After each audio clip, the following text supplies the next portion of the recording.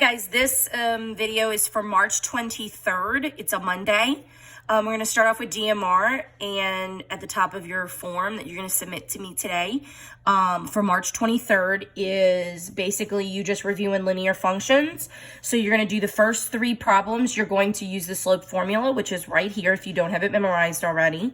And then these three, you're going to actually count the boxes and calculate the slope for me. So you can go ahead and freeze it on your screen and do those problems. And then tomorrow I'll go over the answers for you. For the lesson today, we're going to do a little bit different. I'm going to kind of adapt it a little bit to make it a little more user-friendly. Today, we're looking at box plots, and I know that a lot of you forgot that from 7th grade. So I'm going to kind of streamline the lesson to make you see what a box plot looks like. You're not going to have to create them on EOC, but you will have to be able to read them and understand what you're looking at. So I'm going to do one as a model in this lesson so you can remember how they're actually created. So the lesson starts off by talking about this show called Fact or Fiction that was canceled after 9 shows. And they interviewed 80 people. Notice that I have annotated the problems, so I knew how many were in my sample space. And I kind of looked at this and I saw that it's generally skewed to the right. Older people were watching it versus the younger generation. And so the first question asks us to locate the mean. Well, for me, I know the mean is going to be more in this direction because I have more data on this side. So that's going to affect the average. But if I'm looking for the median, that's probably going to happen a little bit more in the middle because you're actually just looking at each specific dot and where that middle piece comes in. So like if I actually just like kind of move the dots through and I get to the middle, it's going to be closer here. So they call it a tail in the book. Sometimes you'll hear it referred to that the direction of the tail of the data, it just meaning that it's skewed to that side. So if you turn the page, they want you to take that data and they want you to create a box and whisker on it. My problem with that was, if I looked at the actual dots, it was very hard to tell what the data actually was. And I want to give you an example of how to actually create one. So this is not in your book.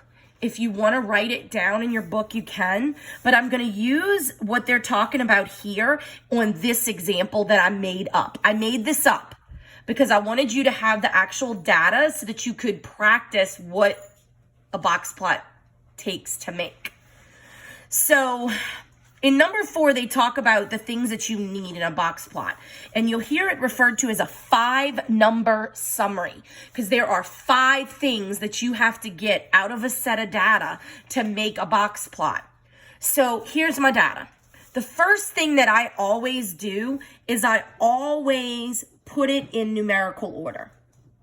That's just a good habit to get in because then when you're checking off the median or you're finding the mode, all of your numbers in order from what you need.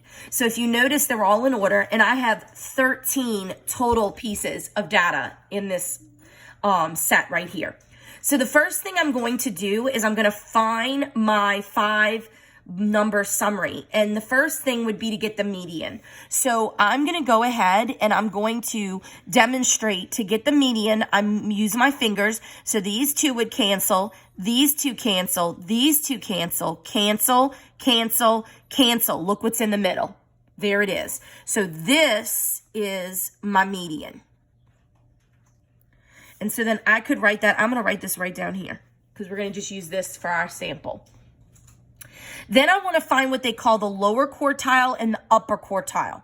The lower quartile is this bottom half of numbers. And I'm going to find the median of that, which is this. And then I'm going to do the same thing up here. And look, there's the upper quartile. See? So it's like you're finding 3 medians almost. So my lower quartile would be 2 and my upper quartile would be 7. So then I need to find the lowest, which was 1, that's the minimum, and the highest, which is 20. So now I have my 5-number summary. I can now make my box plot. You might also hear these called as lower extreme and upper extreme. Either way, they're the same thing. okay?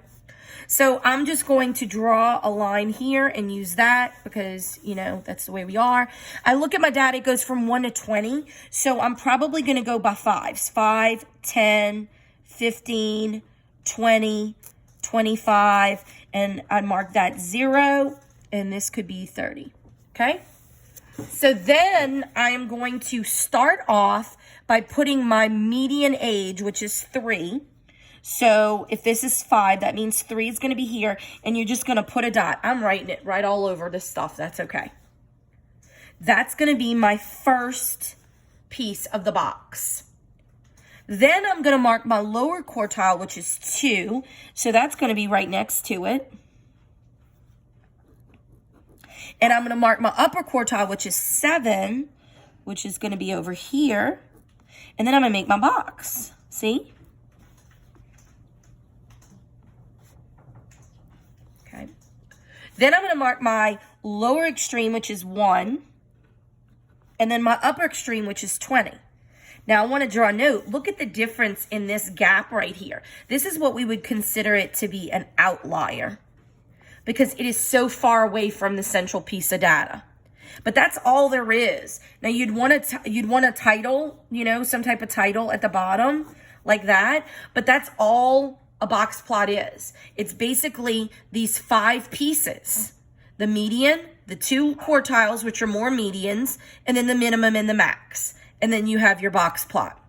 So as we move through the lesson, now we can look at some more of these problems and be a little bit clearer on what we're looking at. So I want to go to the exploratory challenge, exercises 15 through 20, because it's going to talk a little bit more about outliers. So let's go to that one. And it says this one is a high school, right? And you're just working in the book with me as we practice these different types of graphs. So it says that this is communication with people in Kenya, and there are 200 selected people in this box plot. And it says a data distribution may contain extreme data. And if you notice, this is going to be extreme data. This is 4 people in this sample that were considered outliers, because look how far away they are from this piece of data. That is critical to make note of that whenever you're looking at a problem in any book, test, or project. So it says estimate the values of the 4 ages. They're definitely 75 to 100 years old. Whereas the rest of the data is fallen in at about between 10 and 30 years old. So that's definitely a bigger piece here. So an outlier is defined to be any data that is more than 1.5 times the interquartile range. This is interquartile range, which means that interquartile range is from here to here. That is your IQR. And look how far it is from here. So these would be considered outliers. Okay. All right, so now these are the problems that I want us to look at. So I want you to work 1 through 10 from this lesson. And I'm going to kind of try to work some with you. Just put the answers in your problem set. Just some things in the lesson summary that are important. Non-symmetrical data is referred to as skewed. We know that word. We've been using it. Left skewed or skewed to the left means the data spread out is like a tail on the left side. Right skewed would be a tail on the right side. The center of the skewed data is described by the median. And when we're looking at what the variability of the data is, we can look for that interquartile range. Basically the box of the box plot. So you can go through the problem set 1, 2, 3, and 4. Like for instance, number 1, how many flights left more than 60 minutes late? So I'm looking here. I'm going to count 1, 2, 3, 4, 5, 6, 7, 8, 9, 10, 11, 12, 13, 14, 15, 16. 16 because I see that every single one of these is a flight. So I'm counting that. So you can go ahead and answer these questions. Those are pretty simple. And it'll give you the option to go here and look at some of this interquartile range or IQR of this data set. They're asking you to draw a box plot on it. The problem with the box plot here, I mean, you can find the median and stuff by moving your hand through the dots. You can try doing that. I find it's very easier to do those problems when I have the actual data. So don't panic if you have trouble and you're like estimating what the number is. That's totally fine. We're just practicing. So go ahead and practice S52 and S53. And as long as you show me that you worked some of these, I'm absolutely fine with it. Thank you.